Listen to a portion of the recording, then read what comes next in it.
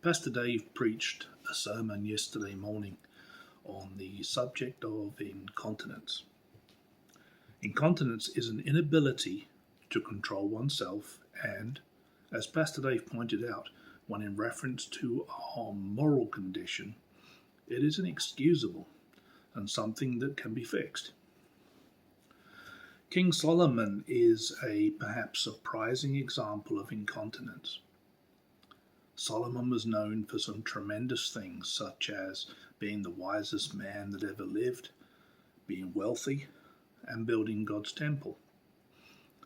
God appeared to Solomon and said, "Ask what I shall give thee." Solomon's answer was for God to give him wisdom and knowledge to govern his people. God granted Solomon's request, and because he had not asked for riches, wealth, honor, or the lives of his enemies, God also gave him riches, wealth, and honor. Where Solomon's incontinence came into play was in the subject of women. Solomon had 700 wives and 300 concubines. Deuteronomy 17:17 warns, with reference to kings, that neither shall he multiply wives to himself, that his heart not turn away, a warning against having too many wives.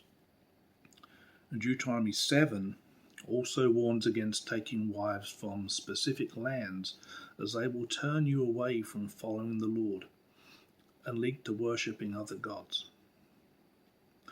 Solomon fell into both of these traps, and by doing so, led the Israelites into idolatry.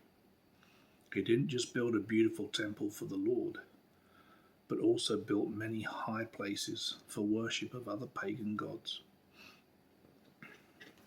As you meet in your small groups this week, think about and discuss different examples where people can fall into traps where they cannot help themselves, yet, through living a life walking by the Spirit, they could easily avoid these traps.